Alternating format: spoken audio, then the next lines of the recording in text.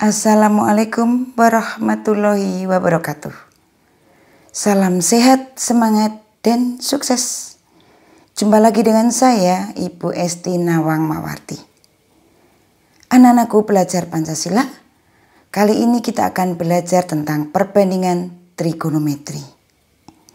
Pada video ini, kalian tidak sekedar mengenal rumus-rumus trigonometri, melainkan dapat menggali lebih dalam bagaimana memperoleh rumus-rumus trigonometri, baik sinus suatu sudut, kosinus suatu sudut, maupun tangent suatu sudut. Dan selanjutnya, kalian bisa menerapkan perbandingan trigonometri dalam kehidupan sehari-hari. Oke, kita akan belajar tentang perbandingan trigonometri. Ini salah satu tokohnya ya, Abu Al-Wafa. Masih banyak tokoh-tokoh yang lain.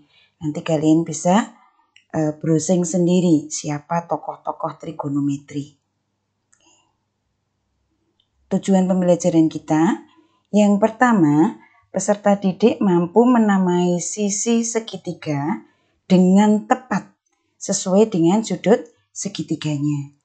Yang kedua, peserta didik mampu membuktikan sinus dan kosinus dari suatu sudut pada segitiga siku-siku berupa rasio, bukan nilai tetap.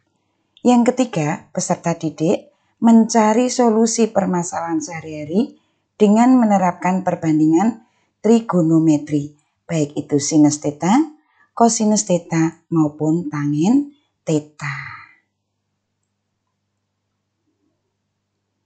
Ada beberapa pertanyaan yang sudah Ibu siapkan untuk dijawab. Oke ya, jadi nanti kalian menjawab 4 pertanyaan ini. Oke, kita lanjutkan. Kenapa sih kita harus belajar trigonometri? Ternyata trigonometri itu sangat berperan di berbagai bidang. Nah, di bidang astronomi, trigonometri bisa digunakan untuk menghitung berapa jarak bulan ke bumi. Sedangkan di bidang geografi, trigonometri bisa digunakan untuk menghitung jari-jari bumi maupun jarak antara dua tempat di bumi tanpa harus berkeliling. Kemudian di bidang teknik sipil, trigonometri bermanfaat dalam menentukan luas dan keliling tanah, menentukan kemiringan jalan, menentukan tinggi gedung atau menara, ataupun jembatan. Di bidang navigasi, trigonometri bermanfaat dalam menentukan jarak antara pantai dengan suatu titik di laut. Masih banyak peran trigonometri di bidang-bidang yang lain. Untuk mempelajari trigonometri, ada beberapa materi prasyarat. Yang pertama, jika kalian menemukan segitiga, kemudian segitiganya itu hanya diketahui 2 sisi, maka kalian pasti bisa menentukan panjang sisi yang lain. Yang harus diingat adalah dalil Pythagoras. Oke. Kemudian yang kedua, kalian mengingat kesebangunan. Nah, apa sih yang ada pada kesebangunan? Ciri-cirinya apa? Ingat bahwa ciri-ciri benda itu sebangun adalah sudut-sudut yang bersesuaian antara kedua bangun datar sama besar. Kemudian yang kedua, panjang sisi-sisi yang bersesuaian harus mempunyai perbandingan yang sama. Oke, ini harus kita ingat. Nah, kita menuju ke trigonometri. Makna dari trigonometri. Trigonometri itu berasal dari bahasa Yunani, yaitu dari trigonon yang artinya 3 sudut dan metro yang artinya mengukur. Jadi, trigonometri adalah sebuah cabang dari ilmu matematika yang berhadapan dengan sudut segitiga dan fungsi trigonometrik seperti sinus, kosinus, dan juga tangin. Nah, bagaimana kita bisa memperoleh rumus-rumus trigonometri? Oke, perhatikan deskripsi berikut. Ada 3 orang yang mempunyai tinggi berbeda. Mereka sedang berdiri pada posisi yang sama, membelakangi sumber cahaya. Bagaimana bayangan mereka? Kita lihat. Nah, ternyata bayangan mereka, ini yang anak kecil, bayangannya lebih pendek dibandingkan yang remaja. Yang remaja juga lebih pendek dibandingkan yang orang dewasa. Itu artinya semakin tinggi orang tersebut, maka semakin tinggi bayangan. Oke. Nah, bagaimana perbandingan tinggi badan dengan bayangan? Nah, tinggi badan dengan bayangannya. Jika ditarik garis dari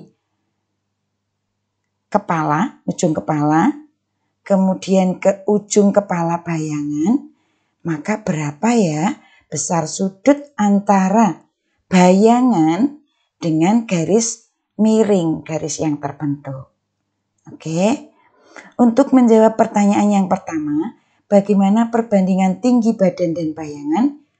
Berarti terlebih dahulu kita harus mengukur tinggi badan masing-masing orang, kemudian juga mengukur bayangannya, tinggi bayangannya. Oke ya. Setelah diukur, baru kita bisa menentukan perbandingannya. Nah, ternyata setelah diukur, yang anak kecil tadi, ini anak kecil, itu mempunyai tinggi badan 100 cm. Dan bayangannya adalah 119 cm. Dengan demikian, perbandingan tinggi badannya adalah 100 dibanding 119. Ini perbandingan tinggi badan dengan bayangan. Kemudian yang remaja, tinggi badannya 150 cm, mempunyai bayangan 179 cm. Sehingga dengan demikian perbandingannya adalah 150 dibanding 179. Sedangkan yang orang dewasa, tinggi badannya 160 cm, mempunyai bayangan dengan tinggi 191 cm, dan perbandingannya adalah 160 dibanding 191. Nah, ternyata setelah dibagi, hasilnya diperoleh adalah 0,84. Ketiga-tiganya sama. Gini. Terus selanjutnya kita lihat sudutnya. Kita akan mengukur sudut antara bayangan dengan garis miring. Bisa dengan menggunakan bantuan busur. Oke. Setelah diukur ternyata ketiga-tiganya memperoleh sudut yang sama, yaitu 40 derajat. Oke. Dengan demikian segitiga yang terbentuk ini merupakan segitiga yang sebangun. Oke. Selanjutnya nanti 40 derajat ini kita beri nama alfa.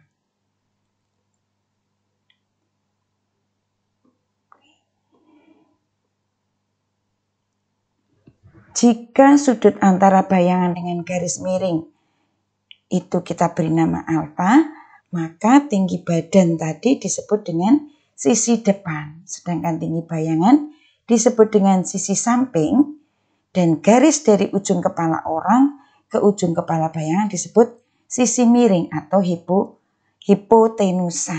Ini kita lihat pada segitiganya. Ya. Oke, bagaimana kita membandingkan tinggi badan dan garis miring? Bagaimana pula perbandingan tinggi bayangan dengan garis miring. Ya. Ini tadi ukuran awal ya yang sudah kita ukur di awal tadi. Kemudian tinggal mengukur panjang garis miring baik untuk anak kecil, remaja maupun dewasa. Setelah ini ditentukan baru kalian bisa menentukan perbandingan tinggi badan dan garis miring baik untuk anak kecil, remaja maupun dewasa. Begitu juga dengan perbandingan tinggi bayangan dengan garis miring. Nanti kalian tentukan, kemudian kalian amati. Apakah selalu tetap? Apakah selalu sama perbandingannya? Kalau iya, berarti kalian bisa menyimpulkan. Oke, tadi sudah kita lihat bahwa perbandingan antara tinggi badan dan bayangan adalah sama ya, yaitu 0,84. Dan sudut yang terbentuk juga sama, yaitu 40 derajat. Nah, oleh Abu Al-Wafa dan tokoh-tokoh trigonometri, perbandingan antara tinggi badan dan bayangan itu disebut dengan tangen alfa. Ya. Kemudian perbandingan sisi depan dengan sisi miring disebut dengan sinus alfa, dan perbandingan sisi samping dan sisi miring diberi nama kosinus alfa. Ini kalau penemunya Bu Esti mungkin namanya sudah berbeda. Bukan lagi tangen, bukan sinus, bukan kosinus. Dan kalau penemunya kalian mungkin namanya juga berbeda. Oke. Ya. Oke, setelah mengenal sinus, kosinus dan tangen, ternyata sinus, kosinus dan tangen itu punya kebalikan. Siapa kebalikan sinus? Siapa kebalikan kosinus? Dan siapa pula kebalikan tangen?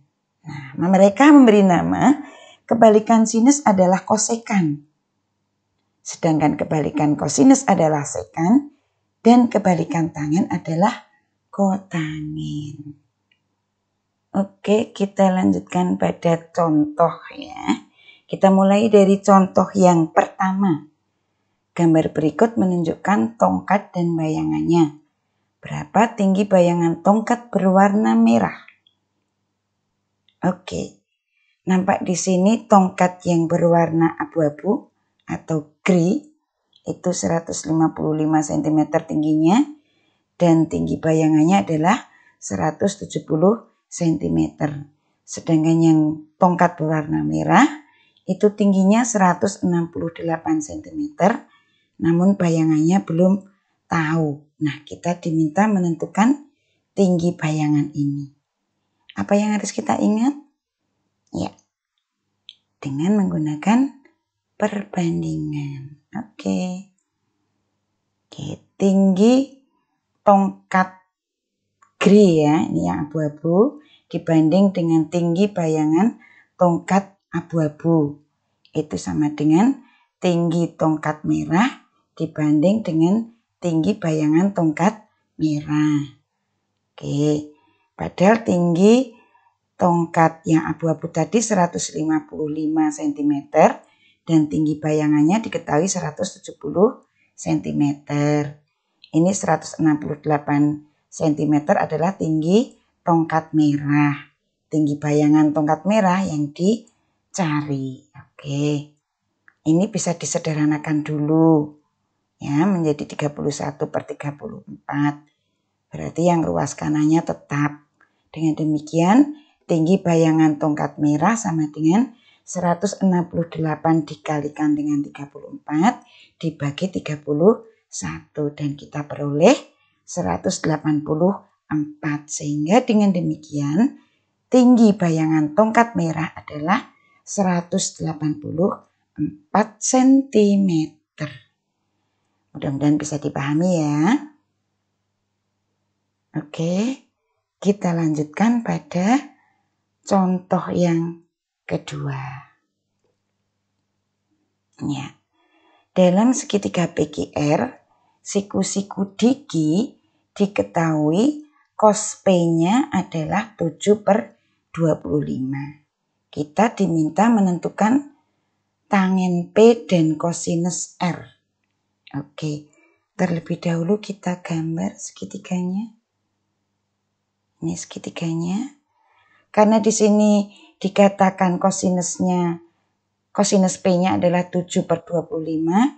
Ini P, ingat kalau kosinus suatu sudut itu sisi samping per sisi miring. Berarti 7/25. Nah, kita harus mencari ini panjang GR dulu.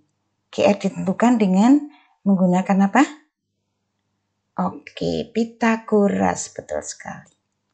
Nah, itu berarti GR-nya kita dapatkan. GR kuadrat sama dengan 25 kuadrat dikurangi 7 kuadrat. Terus dihitung, diperolehlah GR sama dengan 24 yang merupakan akar dari 576. Oke, setelah ketemu GR 24, tadi yang ditanyakan tangen P. Ini tangen P. Tangen itu tadi perbandingan antara sisi depan dengan sisi samping. Berarti kita peroleh tangennya adalah 24/7. Kemudian kosinus R. Awas R-nya di sini. Kosinus itu berarti sisi samping per sisi miring. Sehingga kosinus R diperoleh QR/PR. Atau kita dapatkan 24/25. Oke.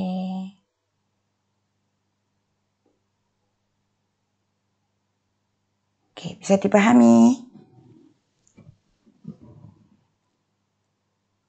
Terbukti sudah bahwa trigonometri bukan sesuatu yang sulit.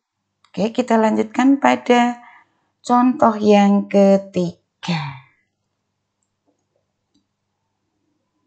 Nah, seorang teknisi sedang memperbaiki sebuah menara pemancar yang mempunyai tinggi 150 meter. Jarak antara titik B dan titik D adalah 125 meter. Jika sudut yang terbentuk oleh kedua tangga 65 derajat, hitung jarak BC. Cari juga jarak CD. Oke. 65 derajat itu berarti ini ya, di sini. Oke, kita selesaikan bersama yuk. Nah, tadi diketahui AC-nya tingginya 150 meter, itu berarti AC 150 meter. Kemudian BD tadi diketahui 125 meter. Sudutnya 65 derajat. Berarti kita bisa menggunakan segitiga ABC. Ya, dari segitiga ABC kok diketahui AC dan BC. AC ya, AC, BC-nya yang ditanyakan. Berarti kita bisa memanfaatkan tangen 65 derajat. Oke, tangen 65 derajat itu adalah perbandingan antara AC dengan BC. Tinggal substitusikan nilai-nilainya. AC-nya diganti dengan 150. Tangen 65 derajat dengan menggunakan bantuan kalkulator ya. Itu diperoleh 2,14. Sehingga BC-nya bisa diperoleh yaitu 70,09. Iya. Kemudian karena BC-nya sudah bisa ditemukan, berarti kita bisa menentukan CD.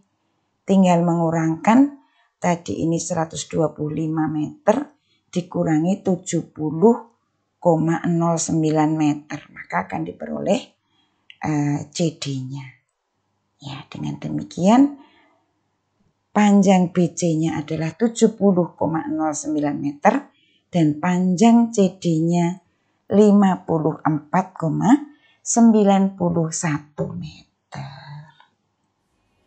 Oke anak-anak, demikian pembelajaran kita perbandingan trigonometri kali ini. Ketemu lagi pada pembelajaran-pembelajaran berikutnya melalui channel yang sama. Oke, mudah-mudahan yang kita pelajari banyak manfaatnya. Terima kasih. Wassalamualaikum warahmatullahi wabarakatuh.